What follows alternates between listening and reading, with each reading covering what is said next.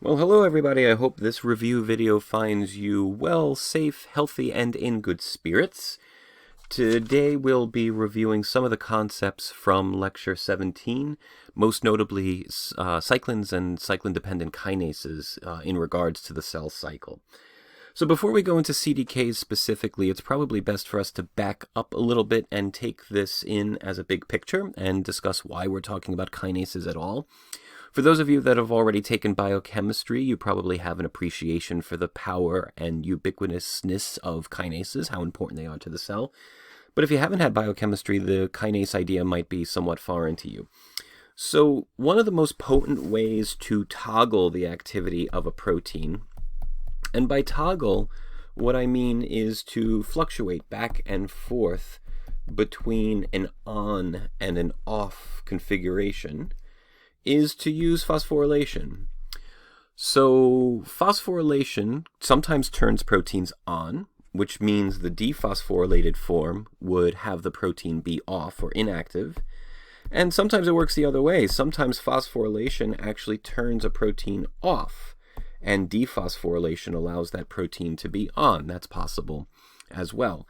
The reason for this is because, as we've talked about in this class before, structure equals function with regards to proteins. The shape that a protein has dictates the job that it can do, and phosphates have a negative charge. That's in fact why DNA is negatively charged, because it has that phosphate sugar backbone. So when you add this big hunkin' negative charge to a protein, that protein is going to change what it can interact with, and it's going to change the shape of that protein as well. Sometimes the addition of a bulky negative charge turns the protein off, and the absence of that charge would allow the protein to be on.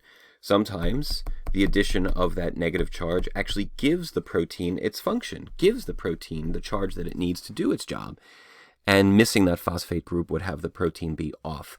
Again, the most important thing here is to keep in mind that we have this toggling effect, whereby phosphorylating and dephosphorylating a protein, we can turn it on or off. And that's where kinases come in. Kinases are a large class of enzymes that add phosphate groups, and phosphatases is an equally large class of enzymes that removes phosphate groups. So in the example we have on the screen here, if the phosphorylated form of the target protein is the on form, then kinases would turn this protein on, and phosphatases would turn this protein off. If we go back to the second example, if the phosphorylated form is off, then kinases turn this protein off, because that's the phosphorylated form, and phosphatases would turn the protein on. So that's the importance of kinases and why kinases play such an important role in cellular behavior. So that's starters. Now let's take that to the cell cycle idea. In the cell cycle, we have 4 stages: G1, S, G2, and M. And let's make the most important points right away. S stands for synthesis, and what we're synthesizing here is DNA. So this is the DNA replication stage in S phase. And M stands for our old friend mitosis. If that's the case, then G1 and G2 are diagnostic stages. These are self-check stages, where for G1, the cell ensures that it has everything that it needs in order to proceed forward in the cell cycle and to do DNA replication. That really boils down to, can the environment sustain cell growth? Is there enough nutrition in the environment, enough safety in the environment for one cell to become 2? And is there an absence of induced mutations? Are there mutations in the genome that shouldn't be replicated? Are there mutations in the genome that were caused by the environment that should be repaired before replication occurs? If both of those checks are passed, if the environment is strong for thriving, and all induced mutations have been repaired in the genome, then the cell will proceed to S phase and replicate its genome. Then you move on to G2, which is the self-diagnostic stage of, do I have everything in place that I need to proceed on to mitosis? Am I ready as a cell to undergo mitosis and divide, undergo cytokinesis? And have there been any mutations or errors introduced by the DNA replication process itself? In other words, spontaneous mutations, and do I need time to repair those? If both of those checks are passed, if all spontaneous mutations have been repaired, and the cell is ready to undergo mitosis, we'll go on to M phase, proceed on to cytokinesis. One cell becomes 2, And we can either undergo new cell cycles in those daughter cells or go quiescent and fall into G0 and become silent cells that are non-dividing. The point here, though, with regards to kinases, is that each one of these stages or phases of the cell cycle has its own suite of proteins that need to be activated in order to make this possible, in order to make all of these processes that we just described possible. In other words, we need proteins whose sole job it is to check for induced mutations, to check for environmental sustainability, to check for nutrient availability, and we need those proteins in G1. We have other proteins that we need in order for DNA replication to be possible, and you know many of them. We need initiator proteins, helicase, primase, ligase, DNA polymerase. All of the proteins that we discussed early on in this semester, we need available and active in S phase. We need a whole nother set of proteins in G2 that are going to assess for and repair spontaneous mutations, as well as determine whether or not the cell is prepared for mitosis. And of course, we need cellular processes galore for mitosis. We need enzymes and proteins to choreograph the complexity of mitosis in M phase. Each one of these sets of proteins needs to have its synthesis triggered or its activity turned on by kinases. We need kinases for each of these steps. So there needs to be a kinase that's specific to G1 that's responsible for activating or deactivating or triggering the expression of all of the proteins that we need in G1. We need an S phase kinase that does the same specifically in S phase. We need a G2 kinase that is regulating and driving the synthesis of all of the proteins that we need for G2. And finally, we need an M kinase that is allowing all of the proteins to be made and active for mitosis. So each cell cycle, each phase of the cell cycle, needs its own dedicated kinase, which is using phosphorylation to either turn on the proteins that are needed, turn off the proteins that are not needed, or turn on transcription factors that will then bind to enhancers and talk to mediator to drive the expression of new proteins that we need in that stage. There's a little bit of that cumulative nature coming up for this course, going back to Unit 1 material. So that's the grand goal here, is to have these cell cycle stage specific kinases that can regulate these proteins in this way. So if we kind of take a simple graph here and we say kinase presence and we say cell cycle stage, what we would expect, I should have made better note of the colors that I used before, but what we would expect to see is that the G1 kinase is only present in G1, and that the S phase kinase is only present in S phase, the G2 kinase is only present in G2, and the M phase kinase is only present in M.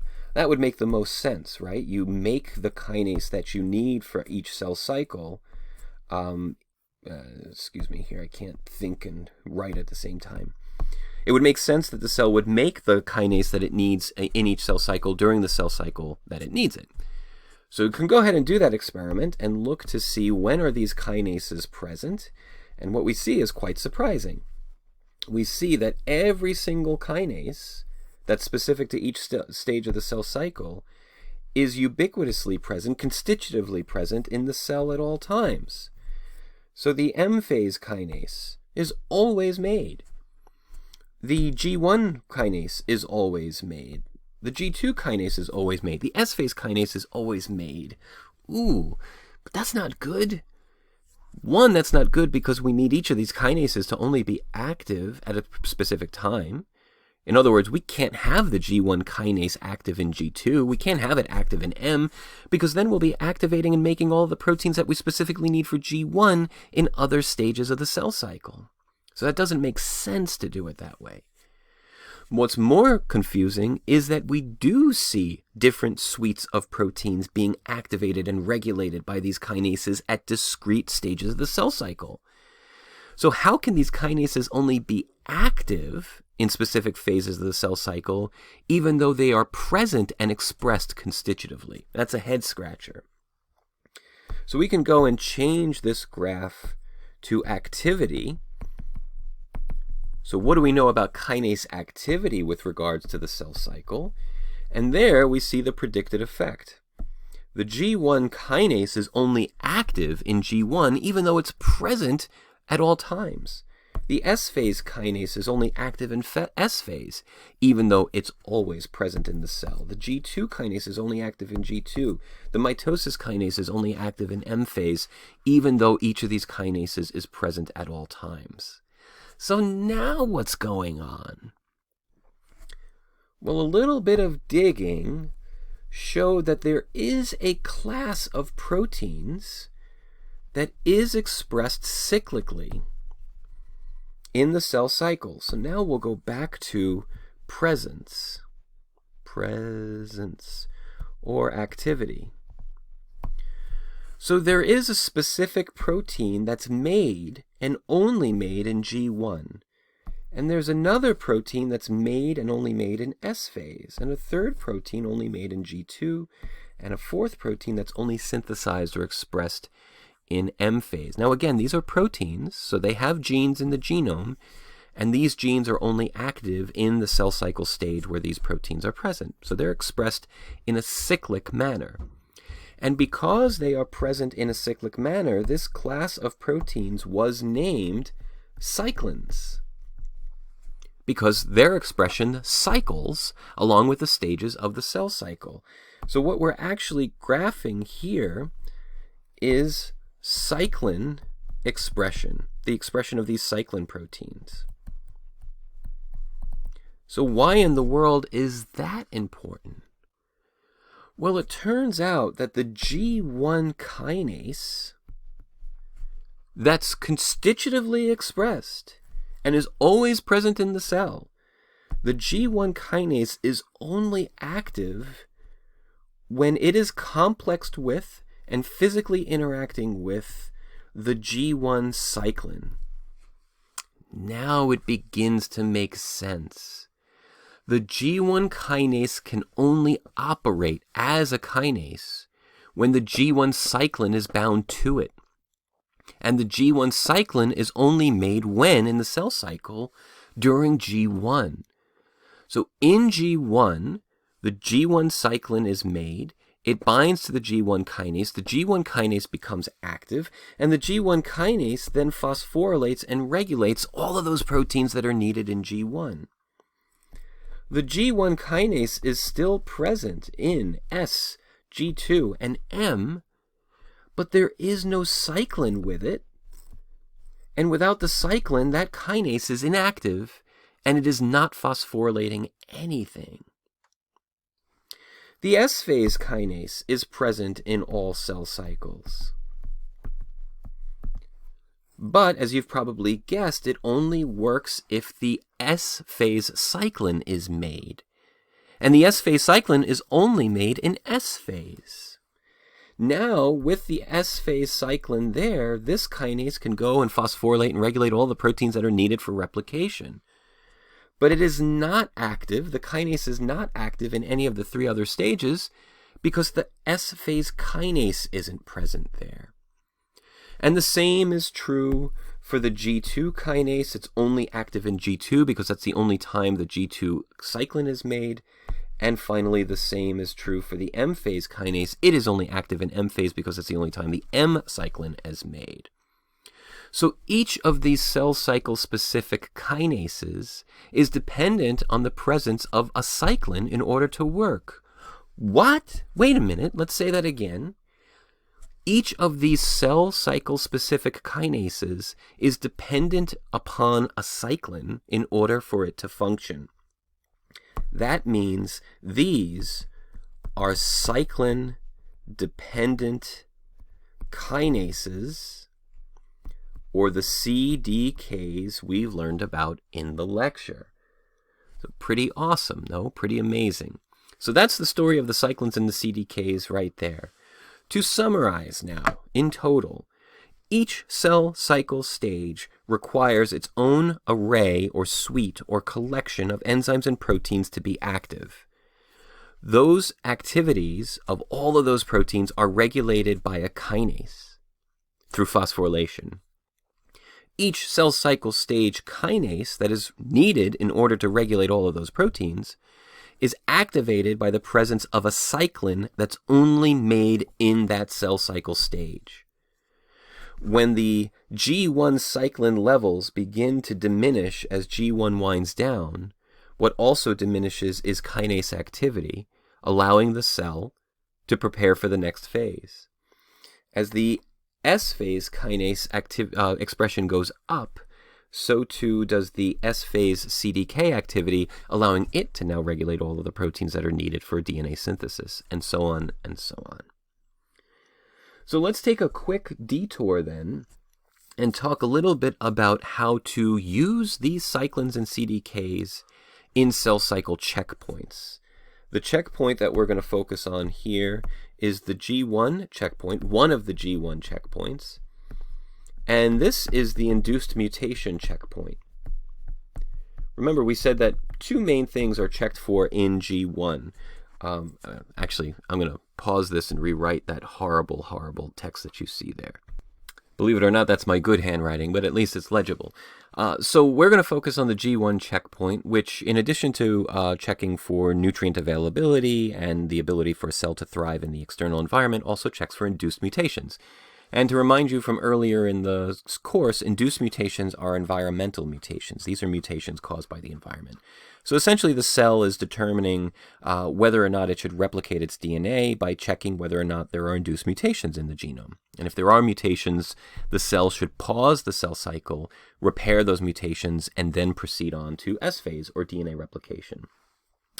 So when there is DNA damage in the cell, that DNA damage is recognized by distortions. We've talked about that already in this class.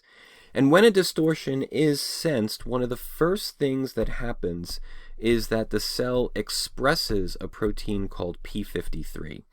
So as a result of DNA damage in G1, p53 is made. Now p53 itself is a transcription factor. So it is going to, and it's an activator, so it is going to bind to an enhancer, because this is in eukaryotic cells, and it is going to speak to mediator, which is draped over the pre-initiation complex, and it is going to drive transcription. By it, I mean p53. So the presence of p53 is a potent activator, and RNA polymerase is going to get the signal to transcribe in response to p53's presence.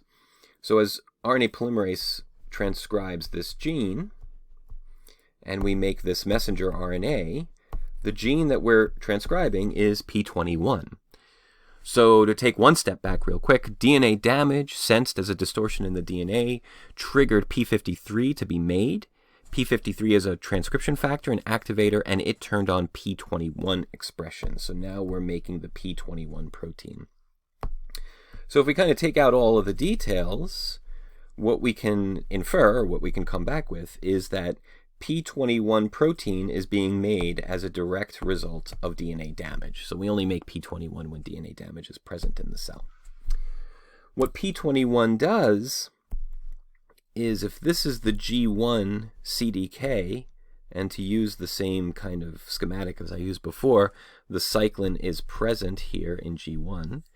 And if we are going to progress to, and I've forgotten my colors again, you think I'd pay attention. If we are going to progress to, I'll just use brown.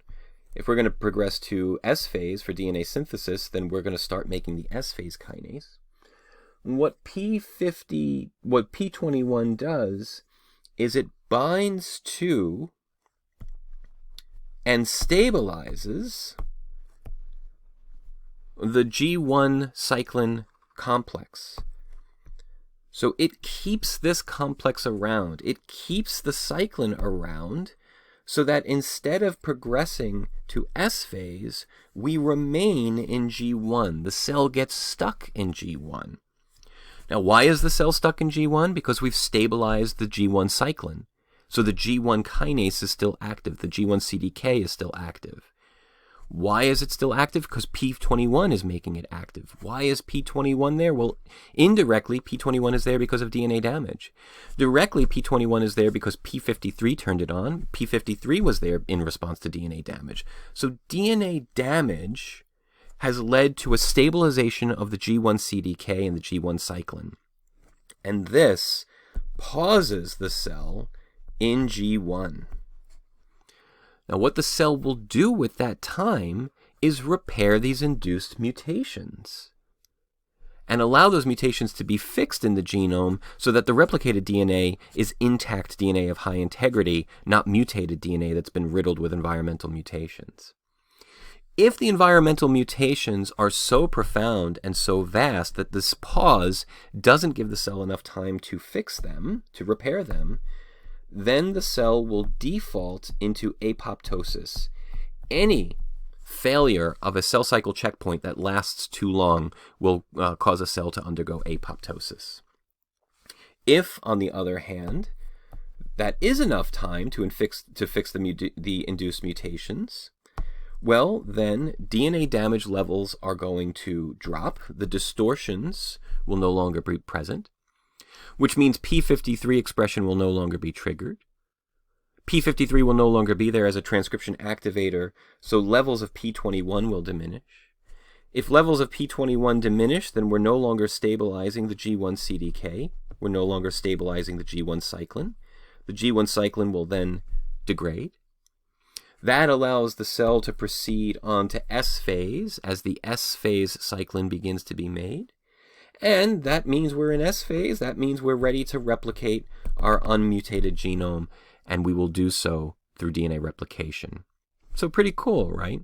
This very immediate feedback system where DNA damage is sensed as distortions, triggers p53 expression, p53 drives p21, p21 causes the cell to stall in G1 by virtue of stabilizing the G1 cyclin and the G1 CDK. And that stall either gives the cell time to repair those mutations and then pick up where it left off, or tells the cell, hey, we're really up a creek here, time to pull the plug and undergo apoptosis. One last point on all of this.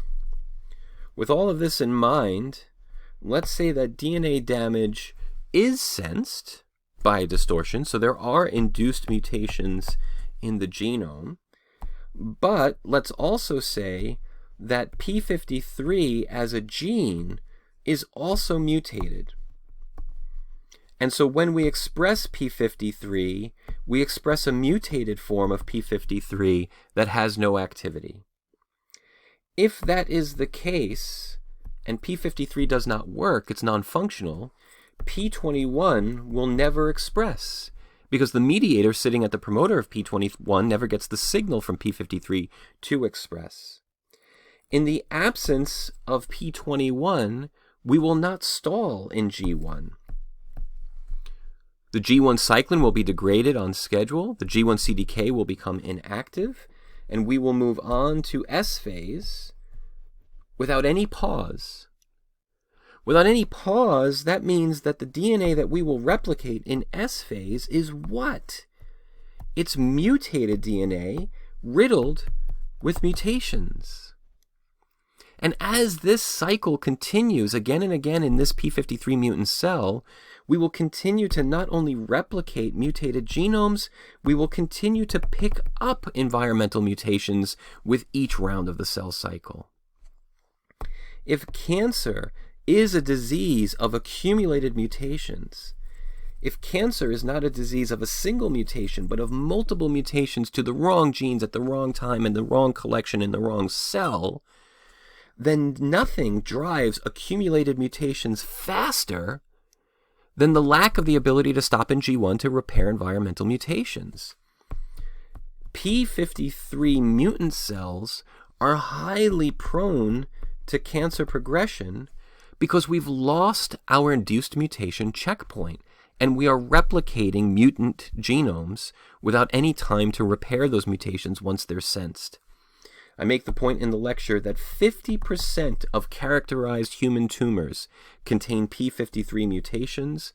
p53 is one of the most potent tumor suppressor genes we have in our genome. We'll talk a little bit more about tumor suppressor genes next week, but we can have an appreciation already for why. Because p53 is our gatekeeper of stopping induced mutations from becoming permanently entrenched in our genome. And in the absence of p53, we do not give the cell time to repair induced mutations. They accumulate with each round of the cell cycle, and they eventually, most often, lead to cancer. So those are the topics that we wanted to cover in this video. Hopefully you have a better understanding of cyclins and Cdks in the context of the cell cycle in general.